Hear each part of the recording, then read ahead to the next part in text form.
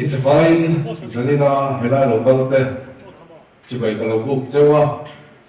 Lapa Isokista Pinin, Tu Saklele, Mansom Na, Naklam Jawani. Ang patien tua chuan dihian kan bua. Exodus kung som poma, chang som pakat tua.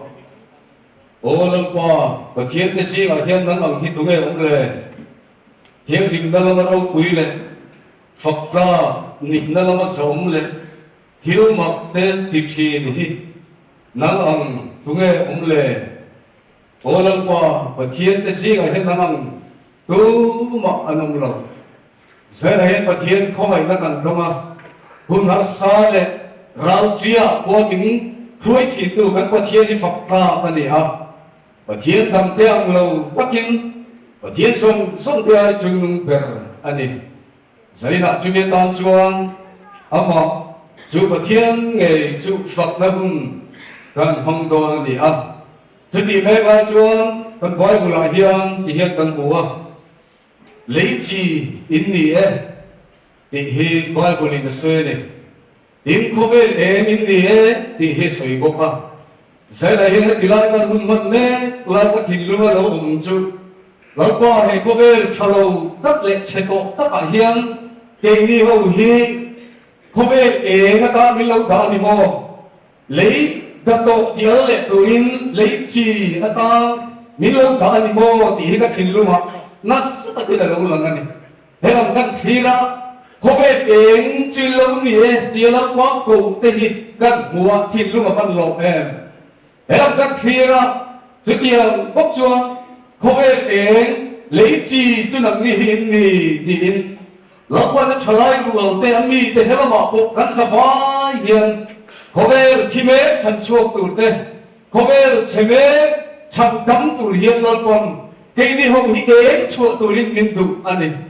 กันเองชุดมีแต่นั้นเราผู้จวนว่าประเทศนั้นจอยมวยนะเราว่ารำจิตุงที่นี่นะว่ามาจะมีผู้หลักจวนประเทศดำแต่ทุกโลกฝากประเทศเงยจอยมวยตอนนี้แล้วคนกันชาติไทยมันมีสองสมัยเสียอาเมนก็ต้องใจช่วยกันใจที่ให้เราที่นี่เราต้องช่วยกันโอ้แม่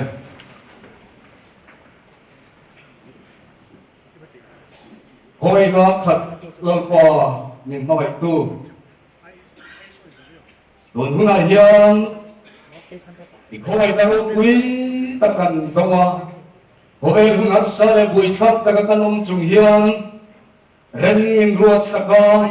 ที่ไปคุยน้องดวงตะกันจะว่าวิโลทุกันพิลเจเฟสติวัลวันออฟเกรซฮีกุมสามิส่งปรุปัตเตส่งภาษาดิส่งปริยัติเลสานิส่งกัวเตกันลูกมังตัวนิคุมเตกุมมาสาลับเตกันทีจวงโคเวลฮิชิควินมินตัวมานี่ดารากันทิวติชินังกะโปติเทลกำตักเอามันนี่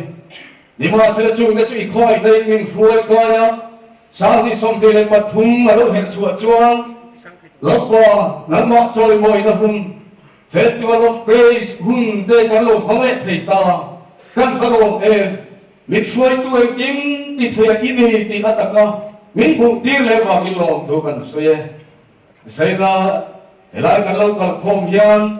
เวลากันหุ่นมาเลยกันเช็ดเฟลที่นั่งมาตาน่าจะฟ้ากันหัวกันโทกรีฟ้าเลยกันเจริญติงเรกกันจะพเวทกันนั่นลงนี่เสียละลุงง่ายทำวนง่ายก็ทำวนนั่นลงนี่เสียละเก่งมากเนี่ยเฮียเบสเองจนทันหลังเลยรอเสียนั่งมาฝักหน้าจวนมีทิ้งลุงอารมณ์ชีจอยมวยยงชีจุดฝักนั้นทิ้วดีเทจุดใจละเห็นพันดินมันดีแล้วเจ้เสนาเราคงส่งแต่ที่โคเวลเองเนี่ยนั่นมีนะคริสต์เองก็มีชุดเองตอนนี้ผู้ช่วยเซนตูรินเสร็จกับโปรแกรมตั้งตั้งเฮียนนั่นป่ะหลายช่วงมีแต่ละมุ่งทางจะมีลมโซ่เวตุตะโกถ้าเราวินนั่งยิงคอยทำชัดละ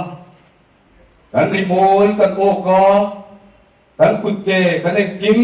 ไปที่ทั้งหมดซอยมวยนั่งกันหลานเสียแล้วพอจู่ไปเดลฟินมาริน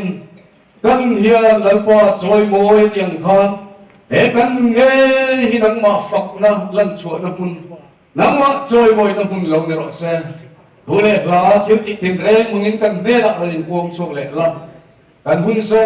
งแต่นังอินเดโรกุยนานดิมันสังเจเฮ้ยเดี๋ยวนี้ฉันทำตัวอิสุคริสต์ที่มินเดนักรองดีเลยอาเมนเราช่วงเลยเ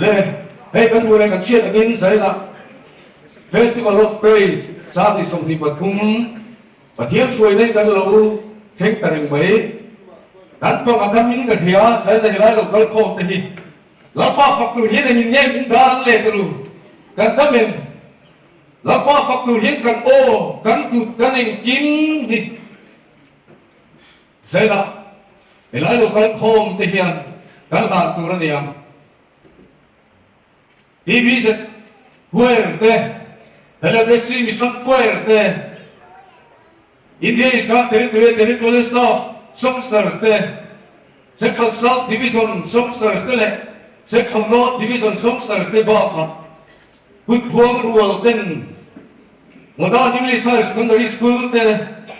แล้วก็ฝักนักมันมันบอกกันดินจูบากะโซโล่ที่กันงานจะโดนบอกดินกันสฟายกันสายเขาโดนบอกเสนาบุญกันนะตานะอันส่งบ้านดูกันเนี่ยเฮ้ Festival of Praise ที่จูอันไหนตู้เนี่ยกันไหนเขียวเลยกันคงรวบติงเร่งแต่พวกเราบ้านเรามินโจกันสักทีตู้ชาเรานี่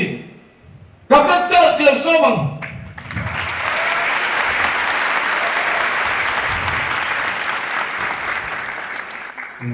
อันนี้กันเนี่ยตู้แต่ที่กันลงได้ไหมยินลงยิงกันเองเอามาเอาเย็นมองกันสบายแล้วก็ฝักห้องตัวนี้ไงบนสิร้อนเนี่ยมินช่วยเสียชีตู้ช่วยแต่สันนักไปนะมาสับเบลตานกันเฮามาสับเบลก้อนดิกันปะเทียนมินช่วยเสียชีที่อิน hắn sờ vai đi bát thiên phật in lâu trôi mồi là ama suy na chu claim non le mu san na po hian sờ vai ding la pu takin lim takin bát thiên si vai tung na lâu cho nang u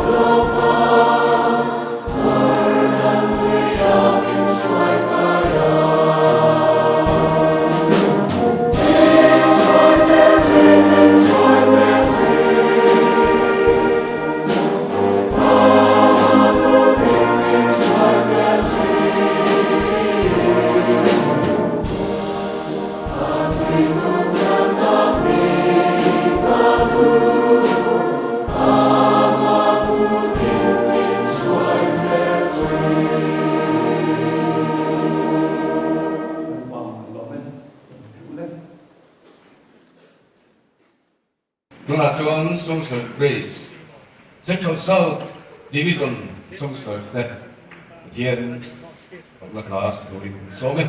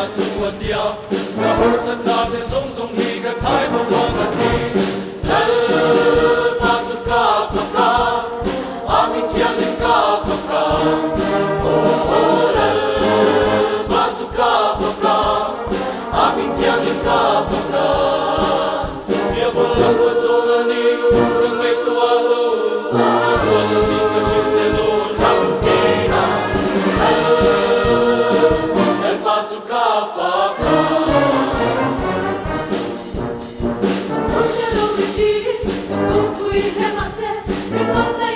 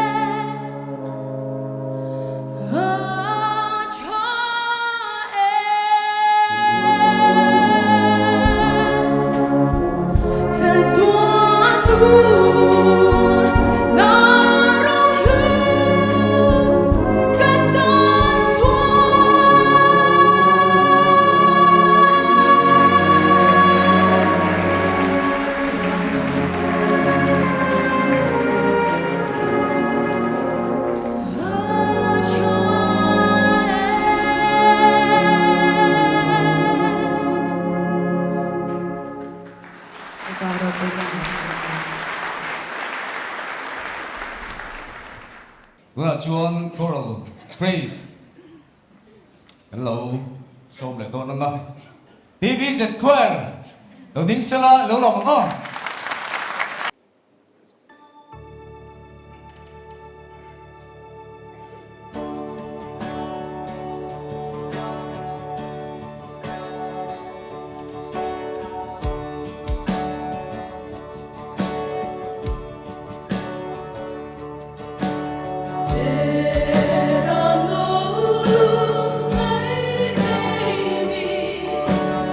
Oh,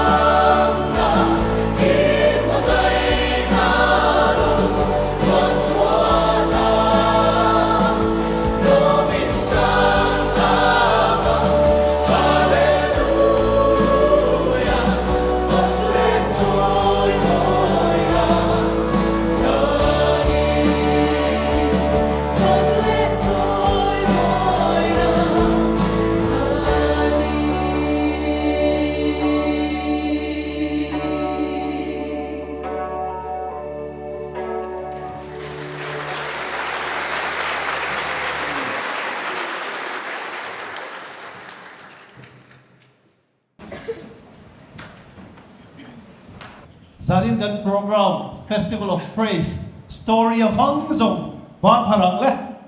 Story of To Song Mang Mek oh kan lo Mang Mek lo ông Story kan Mang Mek à Zarin lo kan về thầy lo te po hian Zarin kan man hi ha kan story man atang te khan lo thir ve lo ni ti hang siat khan alo mong kan ti khop me ya karon kal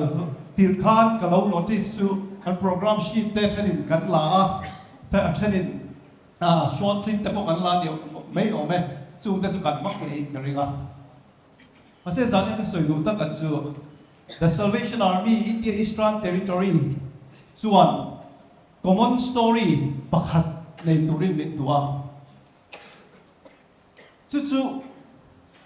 24-hour story atu ka tham ran le mai tur dilo chu kan story turam zania min tua chu this is my story, this is my song, praising my Savior all the day long. Hei ka thu le ka la ni tin kan nun kal tang in zani da mai le 24 hours ja chok phan ni lawin he kan nun zo khian pathian fak le choi moi nun chu ek tik lai one story 24 hour story ni lawin highlight ai phang mu ti chu kan thane mai ta ni kan highlight lo ni sela ti chuan chu he khoben praising my Savior all the day long the I am all my life long chandam tu ahuna kan to ma zong ataka ama ne na kan choi moi ma zong this is my story ti chu zan hian kan story atan kan nin nge nin mang turin kan in chan pani tuna kan sai le to hi move tlek min tela heavy atan hian ti takin move lama thiam chung chuang min troi om tu te san kan te ya boy takara miron ti sak the kan lom khop mai kan ding lama TV set boy te lo ding ro se lo ma ka ve lama ta approximation choir te ani move lo in ta shoi tu te ani ทุนเราเพียงคานแอคชั่นเอาตัวนี่จู่ๆอันนี้ professional movers กันติดตัวเองที่อังไอ้กันสอบพูดตะกินกันติดตัวนี่มีปุยห้องแต่กันสมัยเราดิ้งบอกละกันเด็ก executive officer กันที่นอนโรลปุยตัวนี้ไล่ให้เราสวมบอกเสละอินติดตักเตียงเป็น master ของนี้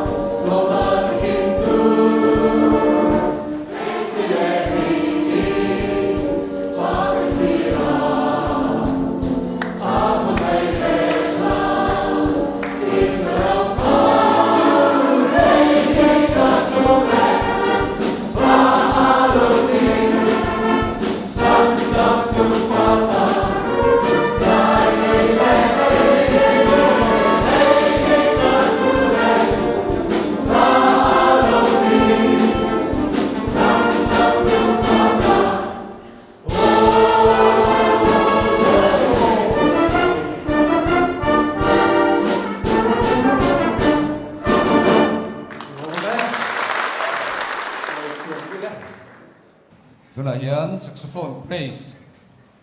Đi theo cán bộ ngài sen lộ cán bộ pha cả hồ là đi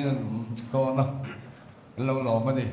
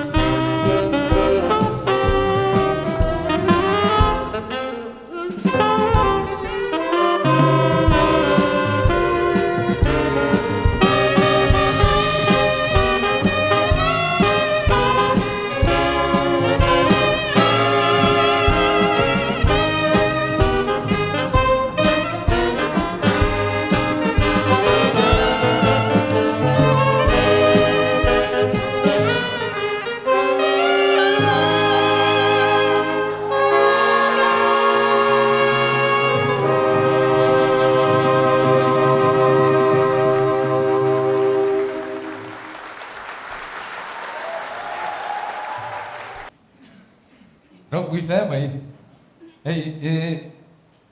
anh phải anh biết cái phép lâu cái hiện sinh cái soi ngã hiện bạc cho mình soi anh vui mình đưa lên phá này lúcนั้นคือlâu bé rồi mình phát này anh phải MS đông xuống là anh đặt lại đi Gilbert Lalruati là thế à thì mấy anh đặt lại đi những cô làm dễ ban hút đủ đây quả là thế à Niki máu cô à không kia mà riết cô à thầy chú thằng mày anh đi chung anh về đâu gì ra lúc đó mới cần lệ One more again. Le, tu na chuan combine Songsters. Min kai foi tur in run ron lakal se thage.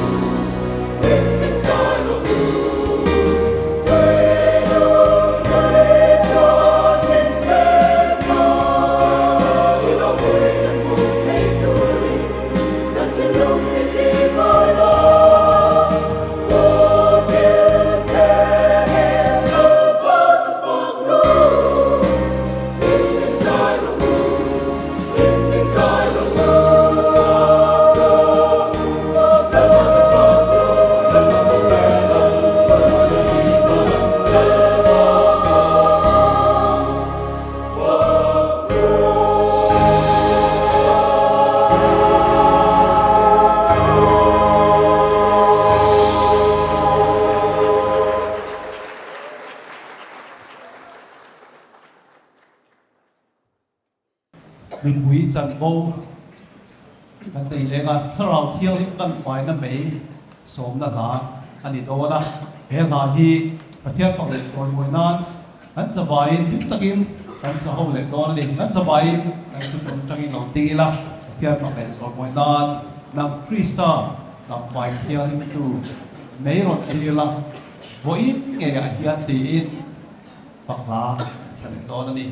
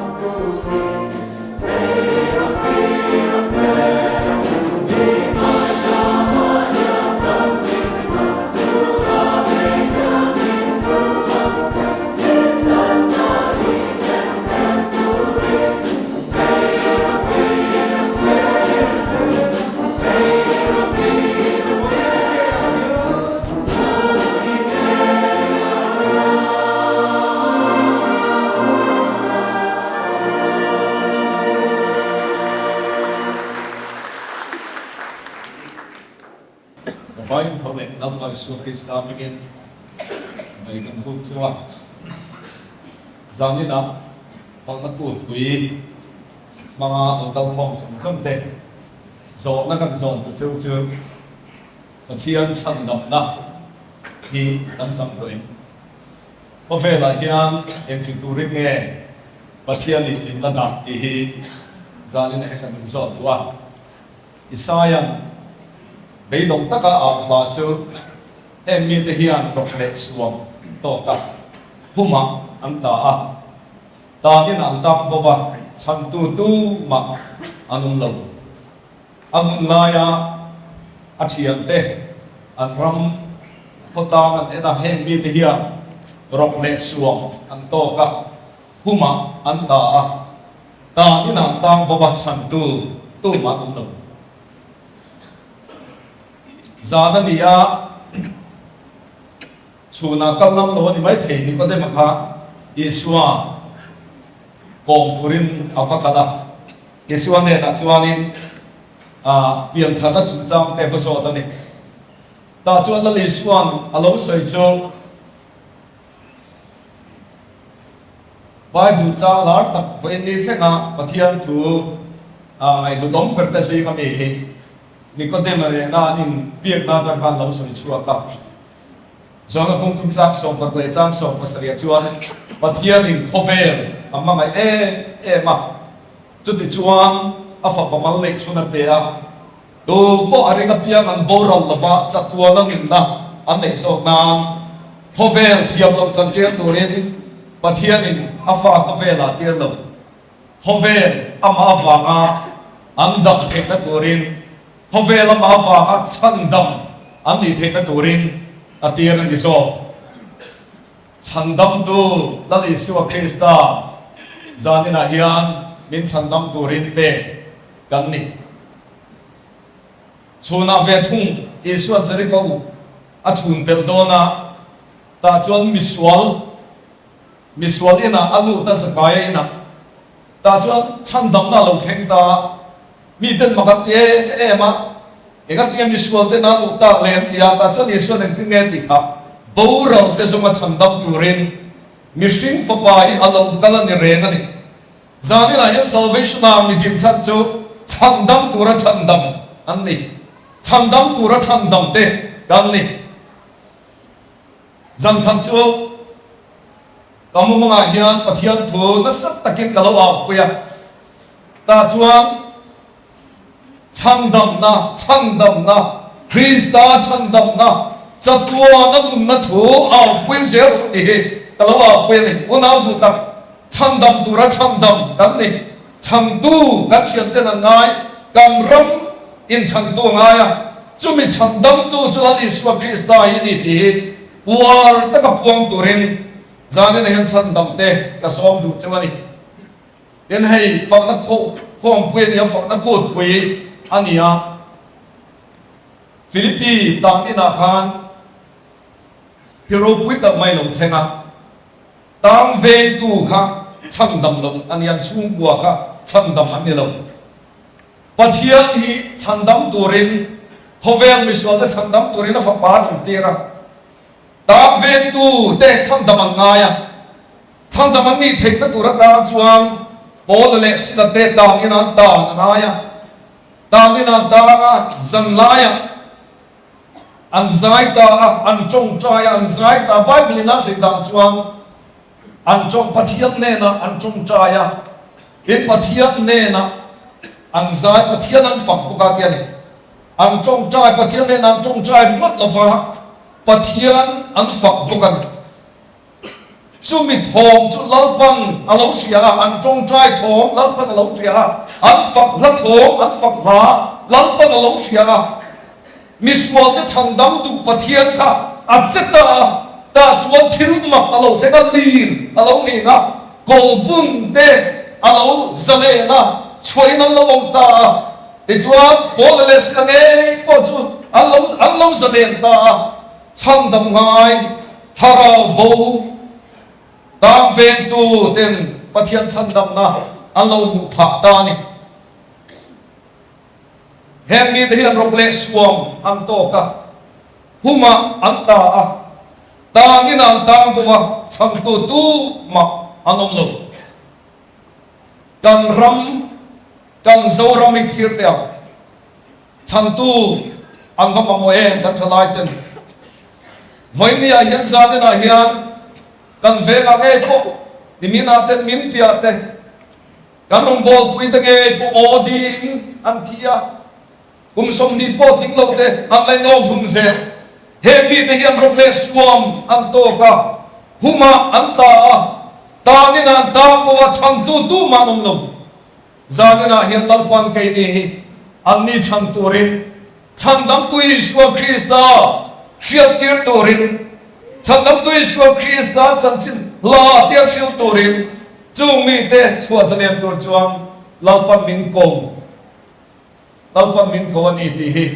ishe thar le lalpan kan sabai tam lo mi som se amen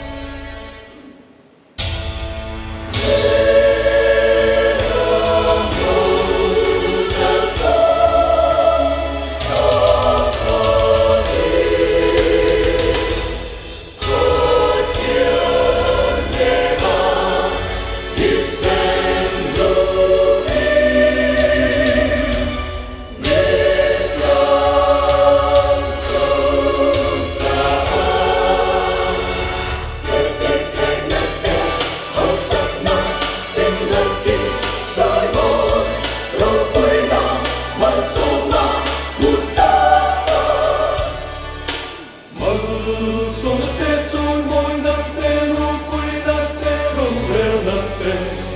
lo chu pa chu le te ro no te na chua so na te trôi môi na te ru quy na te ru re na te lo chu pa chu le te ro no te na chua so na te trôi môi na te ru quy na te ru re na te so na te trôi môi na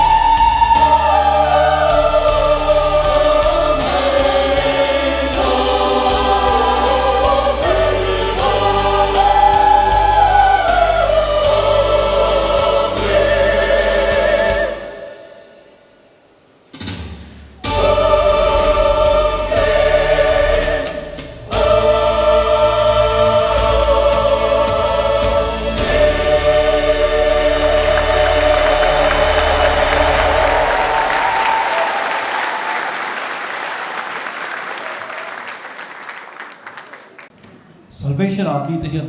pathian chi bai bu ka hang bun thom na reng renga biak in chunga ani emo ten mualai in khom na te ten an mi te ro puina kai sa van ko na changa an tha na buna te po ni sela mi te tan hun poimo tak mai pathian mi te tan hun poimo tak ceremony poimo tak a se chuna chu som na hun ani chung huna te chuan pathian ne na ki le na rem chang pathian kan pan nai le na rem chang ni turin chu hun te chu a se china chung huna te chuan soi pui ma mo te no mani chuan a soi pui mai thina ni chu mi chu a chan pui mo ber chu pathian chu khoi huna om ani a mangai ngai ren fo ama ngai tu te le pan du tu te be se na nga ren tu ani awangin khoi huna po chu som na chu a siama ami ta ta na ki le na rem cha pan ngai na rem cha siam thina ni a mangai ngai ren fo chia takin a ria che a dil tu ne na pe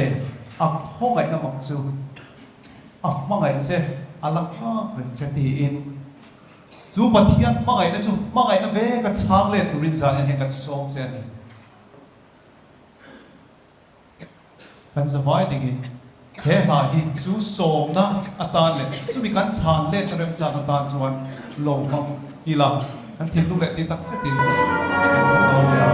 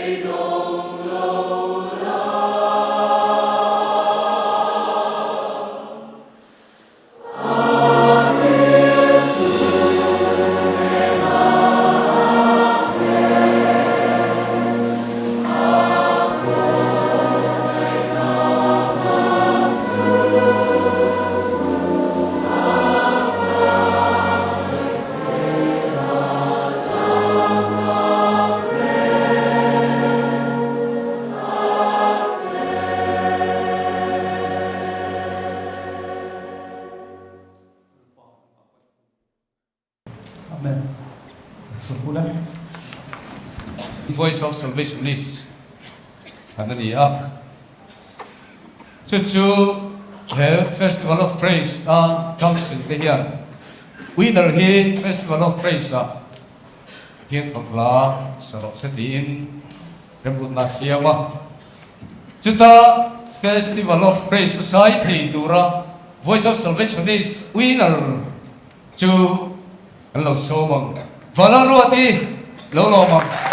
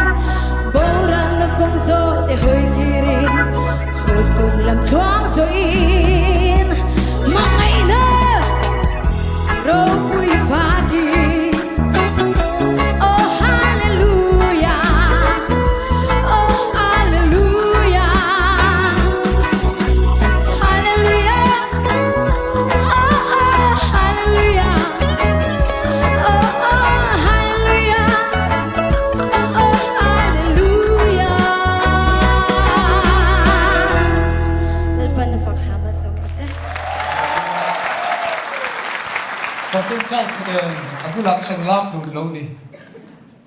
Sarar dia hiyo me mo. I think that's it. In sabaya in modern English high school la in kan lo be principal. Then different display. Modern English high school and so be.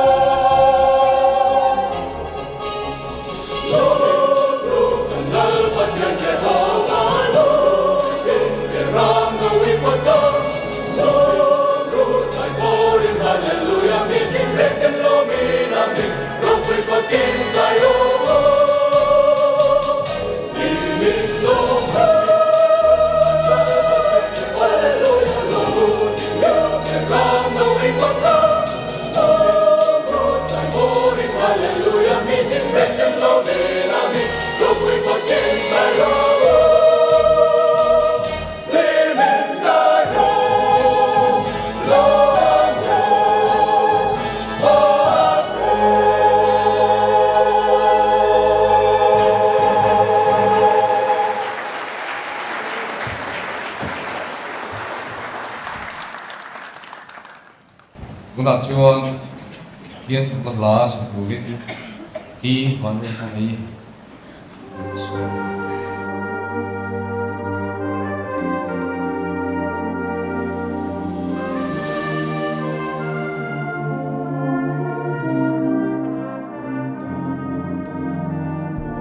Lord, I come to you. Let my heart be changed, renewed, flowing from the grace that I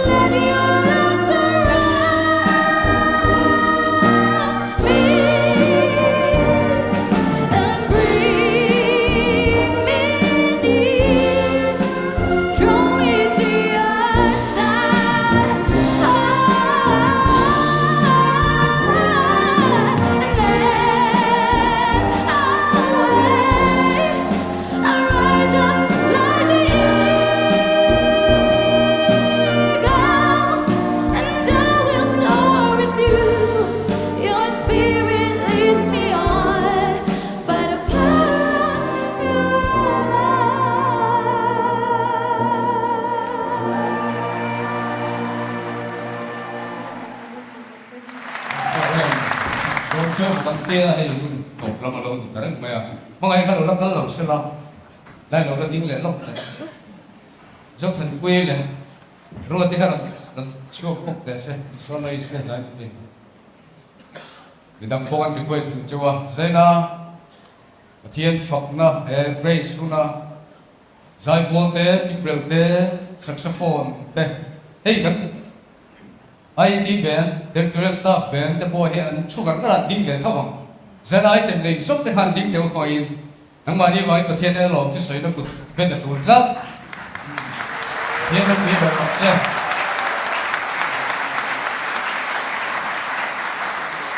le lo men jong pri sang te kan bo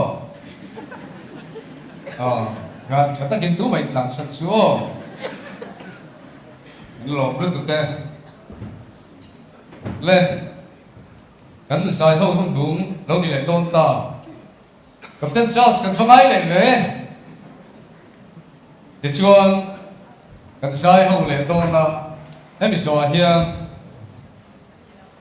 kan Chief Secretary Lieutenant Colonel PC Pradhan hiang Vanlalhmangaihi ti chuan helai kan in man zo hian in noi lama refreshment om to na chu kan cham chak don ya to mai ti boi lovin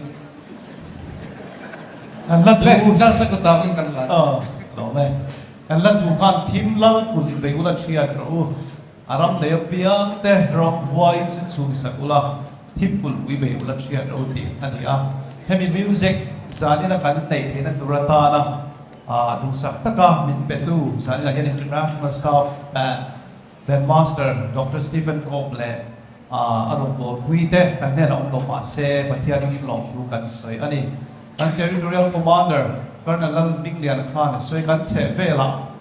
thim lal kul chia tu tam tak lal pa ta na chu le tu tam tak awmani chuan he la hian Mizo thar sela pe khat ta la chu thim lal kul chia tu ram ma so na be tu chuan he la hian Mizo thar se ti in kan in song on le ani kan sabai long ding la lim takin pathian phang le chon moi nan lo sa o the master ko ai Hãy subscribe cho kênh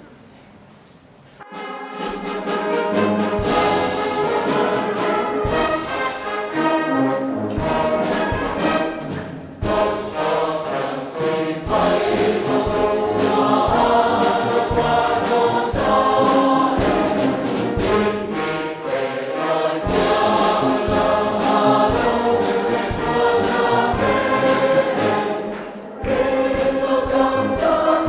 lỡ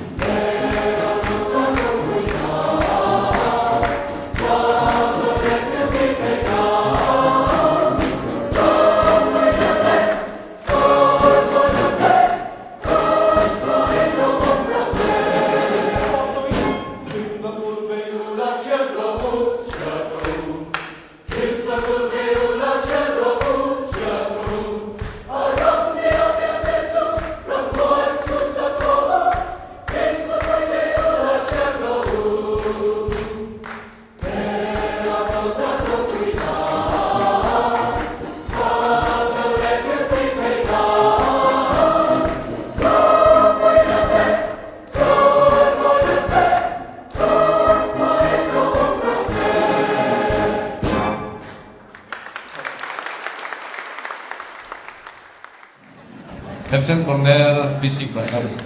Chief Secretary. So, me. Hallelujah. Praise God for the summer program. So, once again, I greet you in the matchless name of Lord and Savior Jesus Christ. And on behalf of the THQ, I would like to say by thanking all who have been supported, encouraged, contributed their time and money to have this successful program for the spiritual benefit of the territory and for the glory of God. So I would also extend my heartfelt gratitude to our officers, Salvationists, friends of the Salvation Army, and all the participants for this wonderful program. So especially I would say thanks to Delta Sound, TBG Choir, Leprosy Mission Choir, and sponsors, Men's Fellowship, Aizal Bazar Corps for security arrangement, SAIET Aizal Bazar Corps for receptions and ushering, Modern English Higher Secondary School for timberal items, SAIET Chanmari Corps for arrangement of refreshment, THQ and concerned department heads. So finally, I am so glad to say thank you for all your wisdom and knowledge, for nurturing and made us afresh our mind and soul through your wonderful talents. So God bless you all. So I do benedictions. Let us stand together, all together, then I'll do benediction. Let us close our eyes. Dear God, thank you for all your blessings through this program. Bless our organizers, sponsors and participants. We do pray you that utilize them for the expansion of your kingdom. We do pray for peace, love and unity among us to work together to achieve more and more. As we are going to conclude this program, Jehovah our Lord, we know that you are only the Father who cares for us, and you brought us on this earth to praise and worship you. We do offer a prayer of benediction to you, giving our thanks and praying that you may watch over us. As your children, we ask that you be in our lives. So now the God, the Father of love, the Lord Jesus, Father of grace, and communion with the Holy Spirit be with us now and evermore. Amen. Thank you and God bless you.